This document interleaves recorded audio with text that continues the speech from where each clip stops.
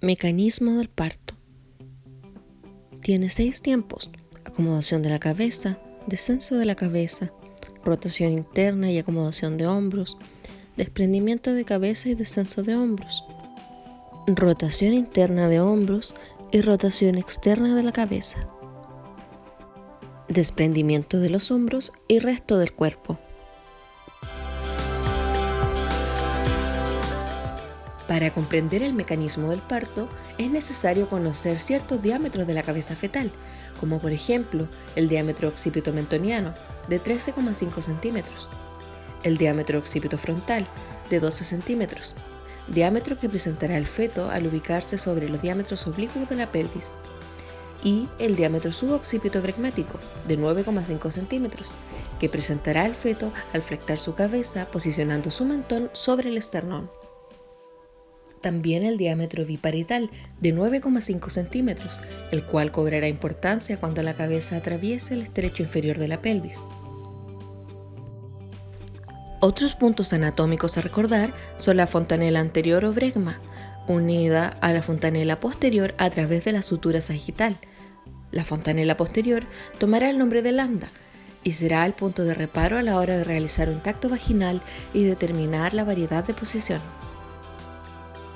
En el siguiente modelo se aprecian los diámetros a los cuales debe enfrentarse la cabeza fetal, como por ejemplo diámetros oblicuos en amarillo y verde, de 12 a 13 centímetros, la conjugada diagonal en rojo de 12 centímetros y el diámetro biespinoso de 10 a 11 centímetros. Si lo comparamos con la cabeza fetal presentada anteriormente, estas medidas calzan para que la cabeza pueda descender fácilmente. Para fines didácticos, el siguiente fantoma representará el diámetro occipitofrontal de 12 centímetros con una marca naranja. A su vez, el diámetro suboccipitobregmático de 9,5 centímetros con una marca verde. Podemos apreciar la fontanela anterior y posterior y el diámetro biparietal de 9,5 centímetros con una línea roja. El 95% de los partos se dan cefálica, pero ¿por qué la presentación más frecuente es la cefálica? La respuesta está en la ley de Payot, la cual señala que el contenido que está en movimiento trata de adaptarse a la estructura del continente. Al final del embarazo y considerando los dos polos del producto, la parte más pequeña es la cabeza y la parte más voluminosa lo da la pelvis y los miembros pélvicos.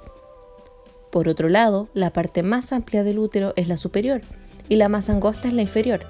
Por lo tanto, esa parte voluminosa del feto se acomoda en la parte más amplia del útero y la parte más pequeña del producto en la más estrecha.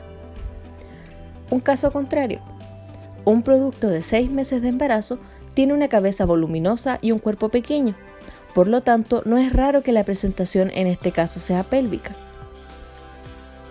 Ley de Selheim cobra importancia durante el primer tiempo del parto, en la orientación.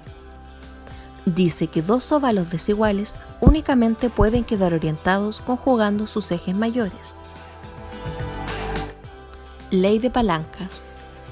Entra en acción durante el primer tiempo del parto, en la flexión, ya que durante el embarazo el cuerpo fetal tiende a flexionarse incluyendo a la cabeza sobre el tronco. Esta flexión cefálica se incrementa durante el trabajo de parto y se puede explicar mecánicamente de la siguiente manera. La fuerza de la contracción uterina se dirige por la columna vertebral del feto y llega a un sitio móvil, que es la articulación atlanto-occipital. Ahí se forman dos brazos de palanca, uno corto hacia el occipital y otro largo hacia el frontal. Obviamente, el brazo corto es más fuerte, lo que provoca la flexión cefálica. Primer tiempo: acomodación de la cabeza.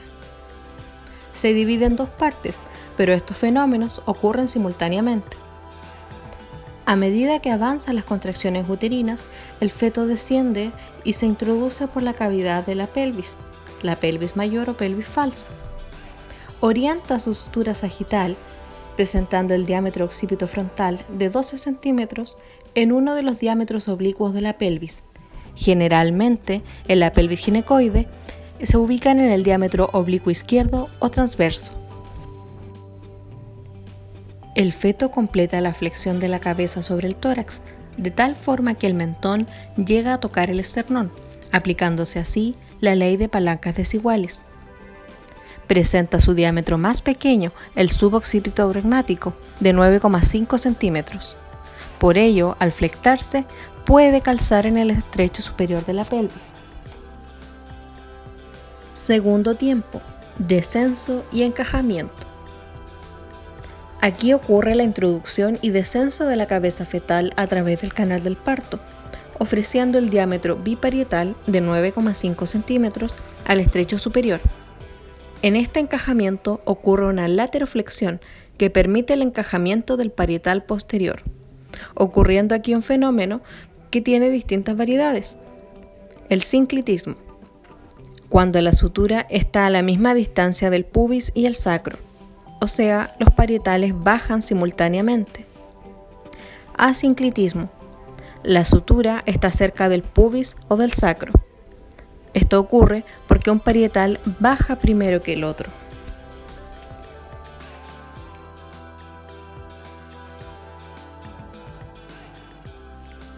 Rotación interna de la cabeza y acomodación de los hombros.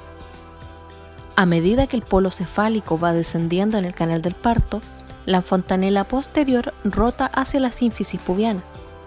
El diámetro suboccipito bregmático se adapta al diámetro antero-posterior de la pelvis. Esta rotación dependerá de la variedad de posición.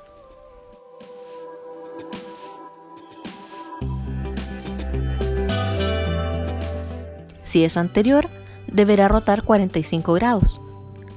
Si es transversa, 90 grados. Si es posterior, 135 grados.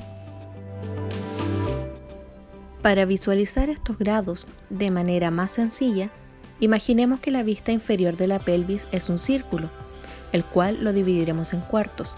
Cada cuarto lo dividiremos en dos. Así, estas porciones valdrán 45 grados.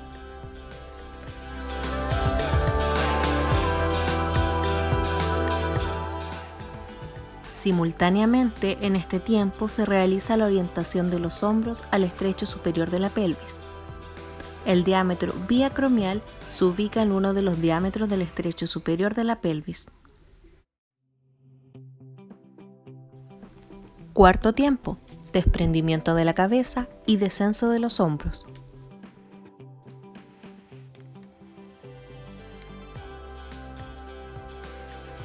Quinto tiempo, rotación interna de los hombros y rotación externa de la cabeza.